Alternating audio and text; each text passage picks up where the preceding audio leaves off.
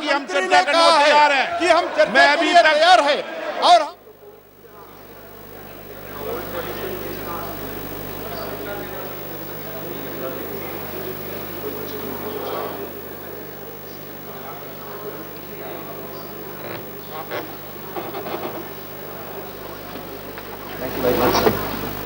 समस्या का समाधान होगा।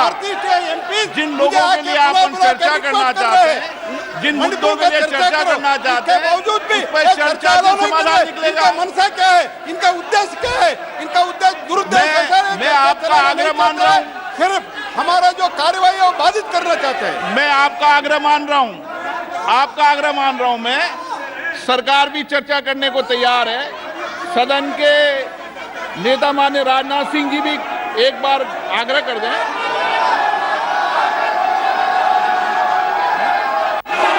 हम मणिपुर के मुद्दे पर चर्चा के लिए पूरी तरह से तैयार हैं, लेकिन फिर भी प्रतिपक्ष हमारी बात को स्वीकार करने को तैयार नहीं है। मैं यह मानता हूं कि मणिपुर जैसी गंभीर घटना के प्रति जो चर्चा होनी चाहिए, उसके प्रति प्रतिपक्ष गंभीर नहीं है। नीचे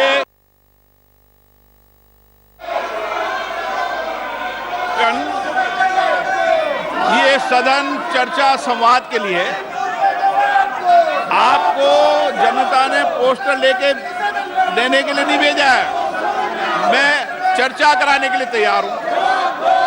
पहले प्रश्नकाल होगा, प्रश्नकाल के बाद चर्चा होगी। प्रश्नकाल महत्वपूर्ण है।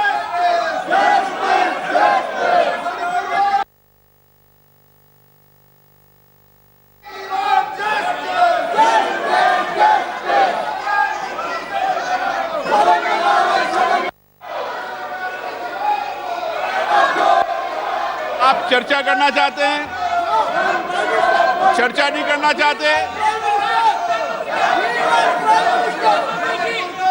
आपके नेता ने कहा चर्चा के लिए, सरकार ने कहा चर्चा को तैयार है। नो, नारेबाजी से कोई समस्या का समाधान नहीं निकलेगा। आप जिनके साथ न्याय करना चाहते हैं, चर्चा करें, संवाद करें, अच्छे सुझाव दें। सरकार उन सुझावों के आधार पर काम करेगी। सारा सदन सामूहिकता के साथ मिलकर चर्चा और संवाद से जो समस्या का समाधान होगा, सरकार उस पर लागू करेगी।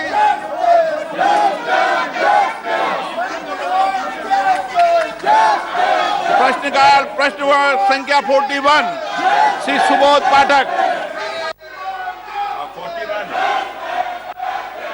41 क्या पर्यावरण वन और जलवायु परिवर्तन मंत्री यह बताने की कृपा करेंगे, क्या केंद्र और राज्य सरकारों की परियोजनाएं पर्यावरणीय स्वीकृति के अभाव में विभिन्न राज्यों और संघ राज्य क्षेत्रों के पास लंबित हैं? यदि हाँ, तो तत्संबंधी राज्यवार ब्यौरा क्या है? उत्तर प्रदेश और बिहार की उन परियोजनाओं का ब्यौरा क्या है जो मंत्रालय के विचाराधीन हैं, और इनकी वर्तमान स्थिति क्या है, और मंत्रालय द्वारा इस संबंध में कब तक निर्णय लिए जाने की संभावना है? धन्यवाद।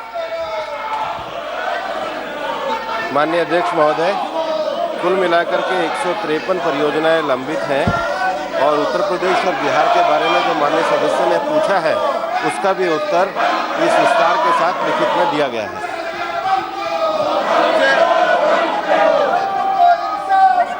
पर्यावरण की दृष्टि से हमारे कन्नौज लोकसभा क्षेत्र में कई बड़ी बड़ी झीलें हैं, जिसमें कि विशेष रसूलाबाद तहसील में इटैली और कन्नौज में जो हमारी लाख पक्षी विहार भी है, वहाँ के ऊपर पर्यावरण की दृष्टि से इनको सुचारू रूप से इनका उद्धार किया जाए और वहाँ के ऊपर जो तमाम ज़मीनों पर भी कब्जा हुआ है उसको भी मुक्त कराया जाए।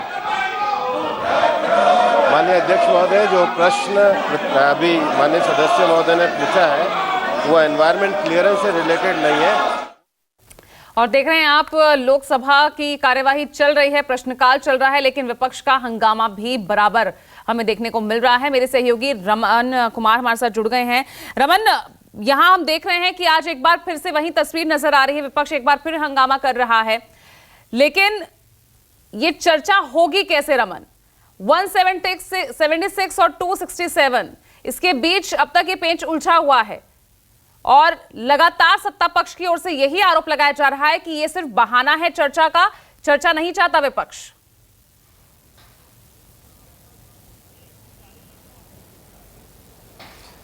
देखिए, सदन की शुरुआत होने से पहले सत्ता पक्ष और विपक्ष के सांसदों ने गांधी प्रतिमा के सामने धरना दिया। सत्ता पक्ष के सांसद ये मांग कर रहे थे कि राजस्थान, बिहार, बंगाल में जिस तरह की घटनाएं हुई है, महिलाओं की उत्पीड़न की घटनाएं हुई है, उस मुद्दे पर भी चर्चा हो, उस मुद्दे पर भी सरकार जवाब दे। जबकि विपक्ष के सांसद इकट्ठा होकर, इंडिया के जितने भी सांसद हैं, उन्होंने इकट्ठा होकर मणिपुर की घटना पर प्रधानमंत्री से चुप्पी तोड़ने की मांग की और कहा कि प्रधानमंत्री सदन में आएँ और अपना मौन तोड़ें। जो कि प्रधानमंत्री ने अभी सदन के अंदर मणिपुर के मुद्दे पर कोई बयान नहीं दिया है, भले ही सदन के बाहर उन्होंने बयान दिया है मणिपुर की घटनाओं पर, और मणिपुर को राजस्थान से जोड़ते हुए कहा कि राज्य सरकारों को इस बारे में कार्रवाई करनी चाहिए। लेकिन सदन के अंदर अभी तक तमाम मांगों के होने के बाद भी प्रधानमंत्री का कोई जवाब नहीं आया है। विपक्ष इस बात पर अड़ा हुआ है कि सदन के अंदर प्रधानमंत्री मणिपुर की घटना पर पहले बोलें, उसके बाद चर्चा शुरू हो, नियम 267 के तहत चर्चा शुरू हो, क्योंकि सभी सांसद बोलना चाहते हैं, अलग अलग पार्टियों के सांसद बोलना चाहते हैं। और मणिपुर की घटना सिर्फ देश की घटना नहीं रह गई है, ये विदेशों में भी इसकी चर्चा हो रही है। जिस तरह की वहाँ से विजुअल्स आ रहे हैं, जिस तरह के दृश्य सामने आ रहे हैं, उसके बाद से विपक्ष सरकार पर दबाव बनाने की कोशिश कर रहा है कि मणिपुर की घटना को सेपरेट चर्चा करे, मणिपुर की घटना पर अलग से चर्चा करे। और अगर सरकार को लगता है कि राजस्थान, बिहार या बंगाल में महिला उत्पीड़न की घटना पर भी चर्चा करने की जरूरत हो, तो वो अलग से चर्चा बंगाल, बिहार और राजस्थान की घटना पर करे, लेकिन मणिपुर की घटनाओं पे उसे अलग से चर्चा करने की जरूरत है।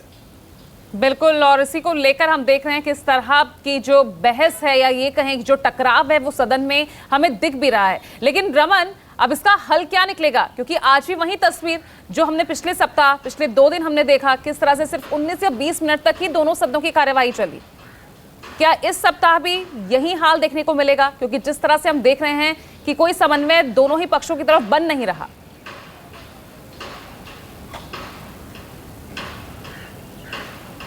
देखिए, जिस तरीके से आपने देखा कि क्वेश्चन आवर शुरू कर दिया गया है और लोकसभा स्पीकर की तरफ से बार बार ये दलील दी जाती रही है कि क्वेश्चन आवर या प्रश्नकाल जो है उसमें सभी सांसद जो सवाल पूछना चाहते हैं उनकी भूमिका होनी चाहिए, उनको उनके सवाल का जवाब मिलना चाहिए। और प्रश्नकाल के बाद जब लोकसभा स्पीकर जो उनका स्थगन प्रस्ताव है, उस स्थगन प्रस्ताव पर अपनी रूलिंग देंगे, उसके बाद ही विपक्ष कोई मांग उठा सकता है। लेकिन विपक्ष लगातार ये कह रहा है कि चर्चा को विराम देते हुए मणिपुर की घटना पर बातचीत शुरू हो जाए, मणिपुर की घटना पर सरकार चर्चा करने का प्रस्ताव रखे और तमाम विपक्ष के सांसद इस घटना पर चर्चा करें। और जो भूमिका है वहाँ पे राज्य सरकार की भूमिका है उसके ऊपर चर्चा हो, पुलिस की भूमिका है उसके ऊपर चर्चा हो, और जो लगातार एक वैमनस्य की भावनाएं लगातार बढ़ती जा रही है मणिपुर में, उस वैमनस्य की भावना को कैसे खत्म किया जाए, इस पर चर्चा हो। ठीक है रमन, आप लगातार हमारे साथ बने रहिएगा। इस बीच देखिए, राज्यसभा की कार्यवाही स्थगित हो गई है, लेकिन लोकसभा में लगातार हंगामा जारी है। आप बने रहिएगा, आगे भी आपसे अपडेट्स लेते रहेंगे। फिलहाल